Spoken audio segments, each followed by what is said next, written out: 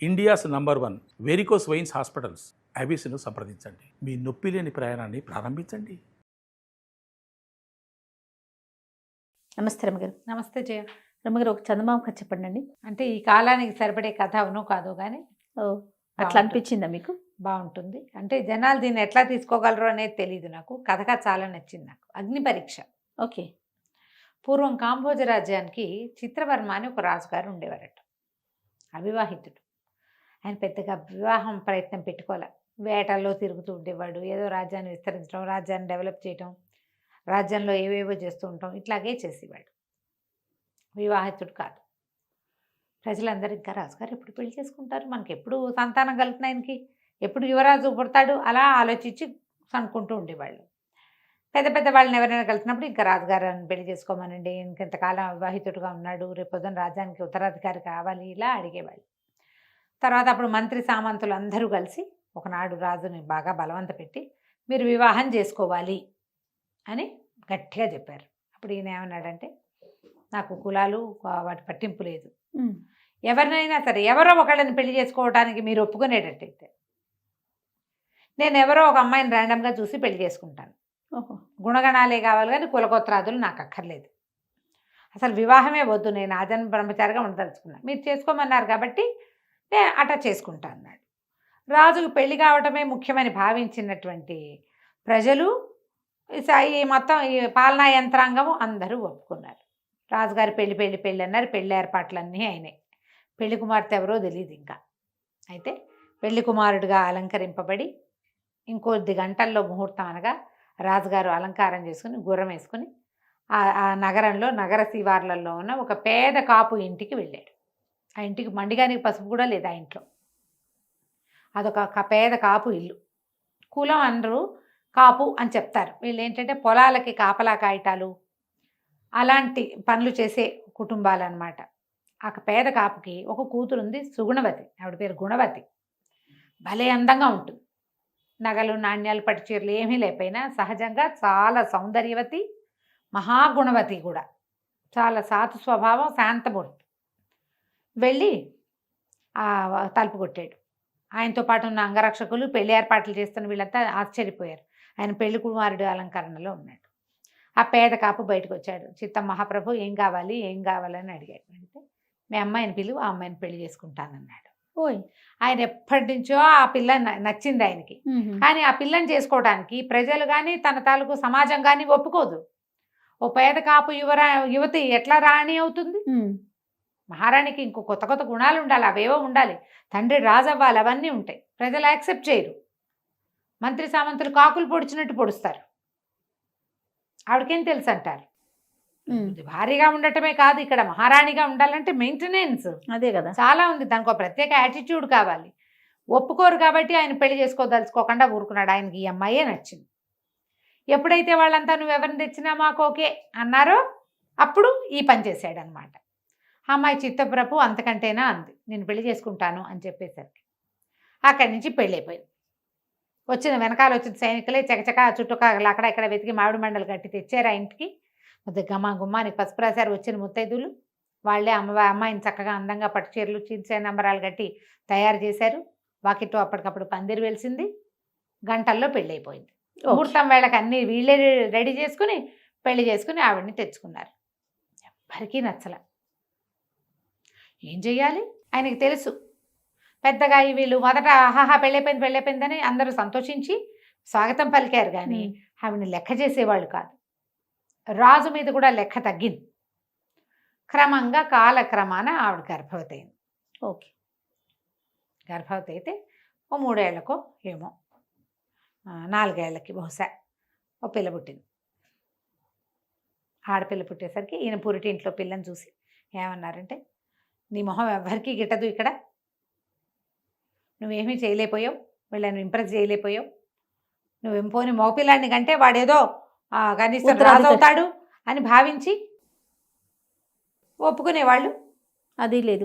ఇప్పుడు ఈ కాపు మనవరాల్ని యువరాణిగా వీళ్ళెవరూ యాక్సెప్ట్ చేయరు. అంటే ఏం చేస్తాను ప్రభు, నా అదృష్టం ఇంతే అనుకుంటాను, ఇంకా అంతకంటే ఏం చేస్తాను అంది. పిల్ల 11వ రోజున ఓ సైనికుడు వచ్చాడు. అమ్మా రాజుగారు అమ్మాయిని తీసుకువెళ్ళి అన్నాడు. అనగానే ఈవిడికి అర్థమైంది, పిల్లని ఏదో చేసేయబోతున్నారు.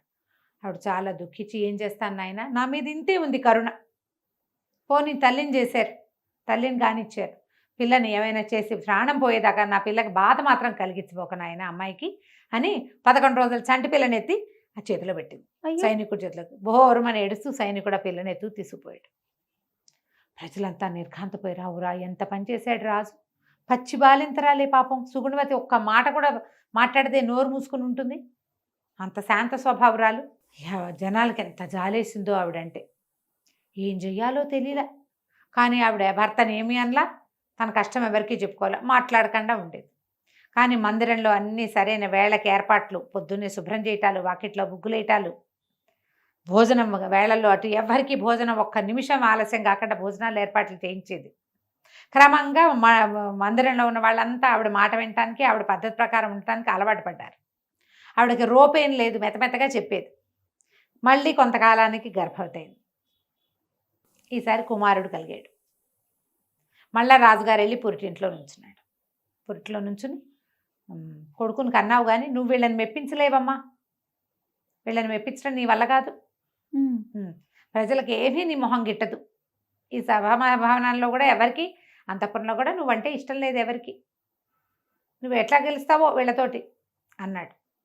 అమ్మాయి ఆవిడేమంది, ఏం చేస్తాను ప్రభు, మీ భార్యని అవటం నా అదృష్టంలో భాగం, నాకు ఇచ్చాడు భగవంతుడు, మీతో భార్యగా కొంతకాలం ఉన్నాను, ఈ ఇందులో ఉన్నాను, ఈ మహాభవనంలో రాజభవనంలో ఉన్నాను, ఓ పిల్లకి తల్లి అయ్యాను, ఓ పిల్లవాడికి తల్లిని అయ్యాను, అదే నా భాగ్యం,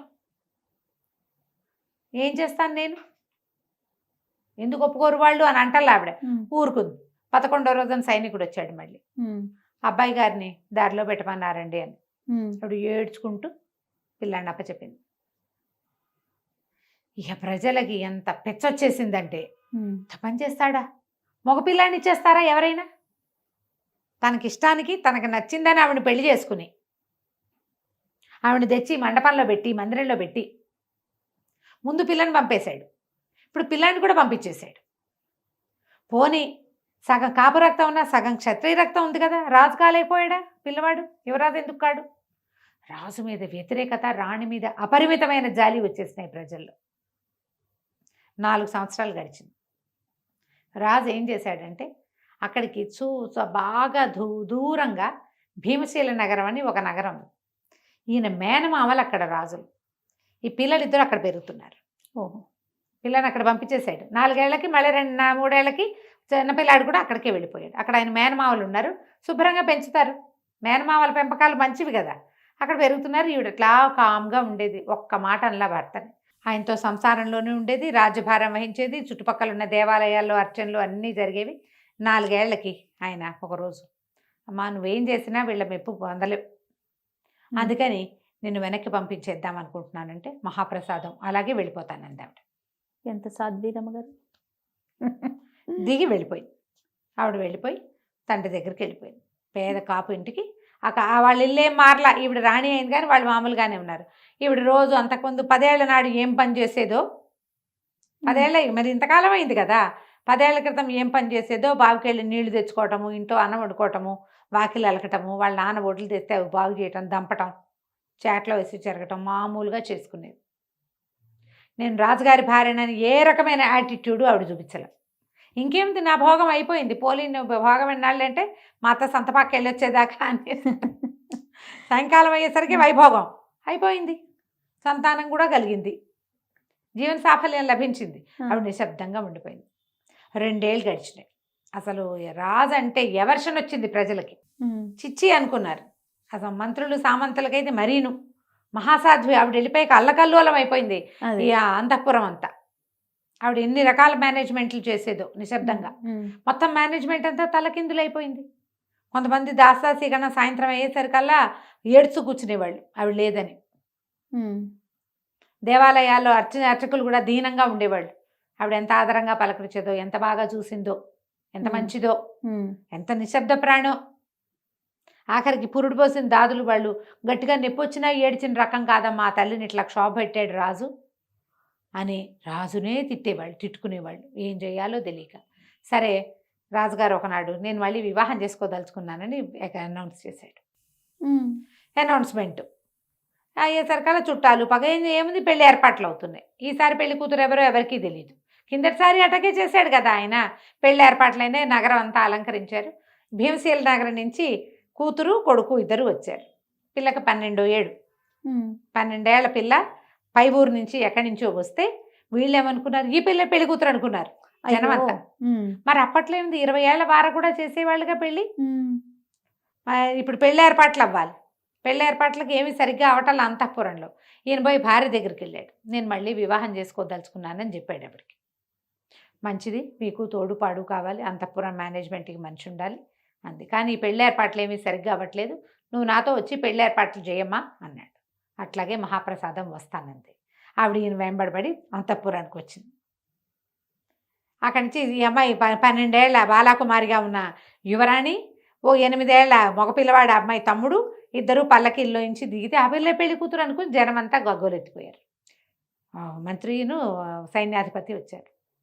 ప్రభు, మీరు ఇదివరకు ఒక వివాహం చేసుకున్నారు, ఆమెను మేమెవ్వరం ఒప్పుకోలేం, కానీ ఆవిడ మహాసాధ్వి, మొత్తం అంతఃపురాన్ని ఒక దారిలోకి తీసుకొచ్చింది, దేవాలయాల్లో అర్చనలు అన్నీ చక్కగా చేయించింది, మీతో చక్కగా సంసారం నేర్పింది, కుమార్తెకి తల్లైంది, ఆ కుమార్తెని మీరు దక్కనివ్వల. కుమారుడు పిల్లవాడు పుట్టిన ఆ పిల్లవాడినైనా మీరు మాకు యువరాజుగా ఇస్తారేమో అనుకుంటే మీరు ఆ పని చేయలే. పిల్లల్ని ఎక్కడికో పంపించేశారు, ఏదో చేశారు, పంపించేశారు, అట్లా పిల్లల్ని ఆమె కాకుండా చేశారు. ఇప్పుడు మీరు ఇంత చిన్న ముక్కుపచ్చలారని పిల్లని పెళ్లి చేసుకోవటం ఏమిటి? అప్పుడు మీకు తగిన వివాహం మీరు చేసుకోవాలి. ఇప్పుడు కూడా మీరు తగిన వివాహం చేసుకోవట్లేదండి.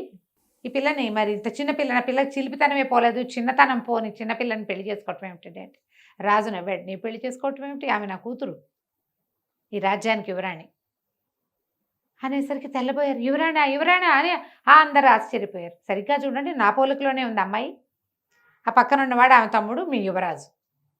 మరి పెళ్లి కూతురు ఏది అన్నారు. ఇదిగో అని పాత చీర కట్టుకుని ఏదో దులుపుడు వ్యవహారం చేస్తున్న గుణవతిని చూపించాడు. ఈవిడ్ని మళ్ళీ పెళ్లి చేసుకుందాం అనుకుంటున్నా. మరి అంతఃపురం మేనేజ్మెంట్లు ఇవన్నీ చేయాలి కదా, ఈ పిల్లలిద్దరిని పెంచాలంటే నేను ఎక్కడ పెంచుతాను అనగానే గోలెత్తిపోయారు జనం అంతా. ఆవిడకి చక్కగా అలంకారం చేసి మహారాణితోటి మళ్ళీ పెళ్లి చేసుకున్నాడు రాజు. ఇక ఆ తర్వాత ఎప్పుడూ ఆమె పట్ల వ్యతిరేకత రాలా రాజ్యంలో. ఆమెకి సానుకూలంగా ఈ ప్రపంచాన్ని మార్చడానికి ఆయన ఈ పని చేశాడు. అదొక అగ్ని పరీక్ష ఆమెకి. ప్రజలు ఆమెను యాక్సెప్ట్ చేయడం కోసం ఏం చేశాడు, రాముడు సీతని అగ్ని పరీక్ష చేశాడా? ఈ అగ్ని పరీక్షకి గురి చేశాడు. సంతానాన్ని దూరం చేసినా భర్తకి వ్యతిరేకం కాలే ఆవిడ. అందుకేనా మీరు ముందన్నారు ఈ కథ ఈ జనరేషన్కి నచ్చకపోవచ్చు. నీకే నచ్చలేదు, 30 రంగులు మారినాయి నీ మొహంలో, అస్సలు నచ్చలేదు. చాలా మంది ఏం చేస్తారు జయ, భర్త ఇంపార్టెంట్ కాదు, పిల్లలే ఇంపార్టెంట్, నా పిల్ల నాకు చాలా ఇంపార్టెంట్ అంటారు. మనం పాతకాలం కథల్లో అవి అలా చూడం. పిల్లల పక్షం వహించి మొగుళ్ళను వదిలేస్తారు, కానీ అది వదలకూడదు జయ. మనకి భగవంతుడు ఇచ్చింది భర్తని, అతనితో ఉండాలి. మరి అతని సంతానాన్ని దూరం చేయొచ్చు రమ్మగారు? ఏదో చేశాడు ఇది ఇక్కడ. అది ఎట్లా అవుతుంది రమ్మగారు? ఏదో కాదు కదా, ఆవిడ భర్తే కాదు ఆయన రాజు కూడా. ఆవిడకి రాజాజ్ఞని ఒప్పుకుంది. ఒకరిని ఓకే, ఇద్దరినినా అతనే యాక్సెప్ట్ చేస్తే ప్రజలందరూ యాక్సెప్ట్ చేస్తారు కదా. ఎవరు యాక్సెప్ట్ చేయలే. చూడు, ముందంతా వాళ్ళు ఒప్పుకోలేదు. ఎప్పుడైతే ఆవిడకి సంతానం దూరం అయ్యో జాలి పడ్డం మొదలుపెట్టి ఆవిడ ఎంత మంచిది, ఆవిడ అలాగే ఉంటుంది కదా జయ. ప్రజలు ఎలా ఉంటారు, మనుషులు అలాగే ఉంటారు. తల్లికి పిల్లల్ని వేరు చేస్తారు, ఇద్దరిని. మరి 13 ఏళ్ళ తర్వాత తీసుకొచ్చిన తర్వాత ఆ చిన్ననాటి జ్ఞాపకాలు ఏమున్నాయి ఆవిడకు ఉండవు. ఇంకో పిల్లలు కానీ ఉంచుకుంటుంది. కథలాగానే తీసుకుందాం అంతే. అంతే. నమస్తే రమ్మగారు. నమస్తే జయ.